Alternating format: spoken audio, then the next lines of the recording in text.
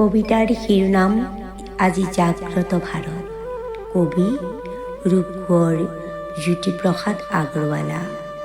আজি জাগ্ৰত ভাৰত, পোহৰৰ গানে গানে জাগে জনতাৰ মহাপ্ৰাণ। যুগ যুগ সঞ্চিত স্বাধীনতাহীনৰ জাগে জ্বালাময়ী অভিমান।